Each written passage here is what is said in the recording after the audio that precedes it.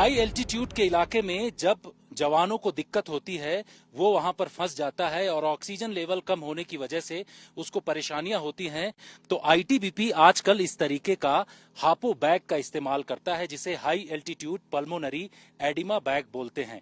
इसकी खासियत यह है कि 17,000 से 18,000 की फीट की ऊंचाई पर जिस तरीके से जवान वहां पर रहता है और उसको ऑक्सीजन की कमी वहां पर महसूस होती है, लेकिन जैसे ही इस बैग के अंदर जवान को लाया जाता है, वो महसूस करने लगता है 6,000 फीट की ऊंचाई के बराबर। यानी कि उस जवान को किसी भी तरीके से ऑक्सीजन की दिक्कत नहीं होती है। और यहाँ अभी जो जवान रेस्क्यू करके लाया गया था, उसके बारे में बताते हैं कि ऑक्सीजन लेवल जो है उसका जो 85 के आसपास था, वो अभी यहाँ पर 95 हो गया है। यानी कि इस बैग के अंदर आते ही उसका ऑक्सीजन लेवल बढ़ गया है। तो इस तरीके के हाई टेक्निक बैग इस्तेमाल इस वक्त लाइन ऑफ एक्चुअल कंट्रोल पर आईटीबीपी की तरफ से किया जाता है और इसका मकसद ये है कि जवानों को किसी भी तरीके की दिक्कत न हो।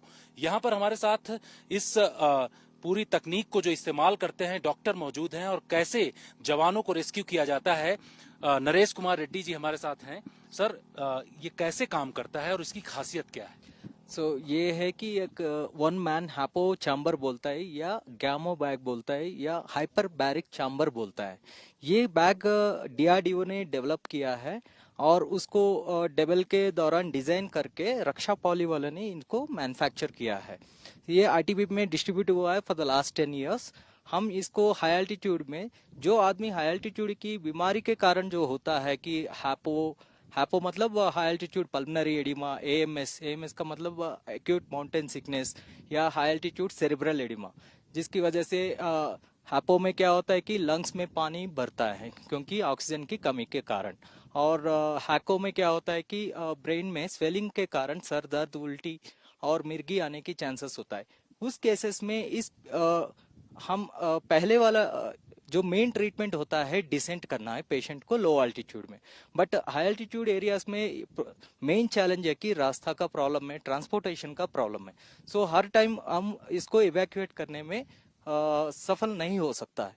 सो इसलिए इस बैग के अंदर डालने से क्या होगा कि इसके अंदर जो प्रेशर बनता है वो एक सिमुलेट करेगा कि आदमी को हाई एल्टीट्यूड एरिया से लेकर लो एल्टीट्यूड लगभग 6,000 से 8,000 फीट तक लेके जाएगा। और उसमें जो पार्शियल प्रेशर ऑफ ऑक्सीजन बढ़ेगा और उसके अंदर पेशेंट का सिम्टम्स इंप्रूव होगा और सैचुरेशन भी बढ़ता रहेगा। देश में जो लोग अलग अलग जगहों पर मौजूद हैं, वो हमेशा से इस बात को लेकर के चिंतित रहते हैं कि जवान जो सीमा पर मौजूद है उसको दिक्कतें होती हैं, लेकिन अब उसको इस तरीके की परेशानियां नहीं होंगी।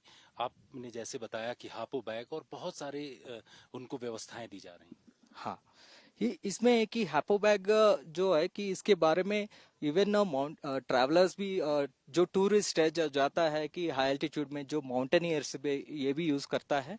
इसका आर्मी इंडियन डिफेंस में भी है जो हाई एल्टीट्यूड में देर पोस्टेड है, उन लोगों के पास भी ये है। बट इसमें मेन है कि ये लाइफ सेविंग है।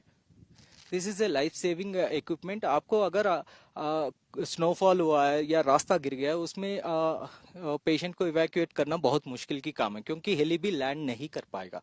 उस समय क्या है कि you can keep the patient inside the chamber.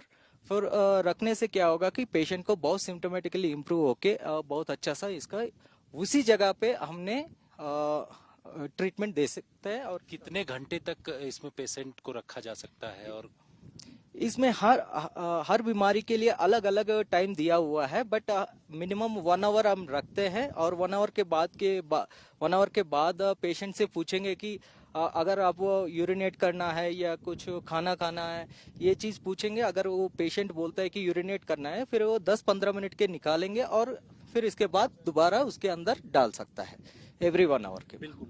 तो देश में जो लोग डॉक्टर साहब को सुन रहे थे, उनको ये समझ में पूरी तरीके से आ गया होगा कि इस हापो बैग का इस्तेमाल जवान इस वक्त कर रहे हैं और जो हाई एल्टीट्यूड एरिया में जवान तैनात हैं उनको किसी भी तरीके की दिक्कत नहीं होती है। वजह ये कि इस हापो बैग के अंदर जैसे ही उनको लाया जाता है, उनकी सीमा जो होती है, जो ऑक्सीजन का लेवल उनका कम रहता है, वो सीधे बढ़ जाता है 1 घंटे के अंदर, और उस दौरान हेलीकॉप्टर और दूसरी सुविधाएं दे करके उस जवान को निचले स्तर पर ले जाया जाता है। तो इस तरीके की तकनीक आईटीबीपी आजकल इस्तेमाल करती है और मकसद है कि जवानों की रक्षा करना, क्योंकि भारत चीन सरहद की निगहबानी करने वाले ये वो जवान हैं जो किसी भी दुश्मन को भारत के अंदर नहीं आने देते हैं। इसलिए सरकार और देश उनकी रक्षा के लिए इस तरीके की तकनीक का इस्तेमाल कर रही है।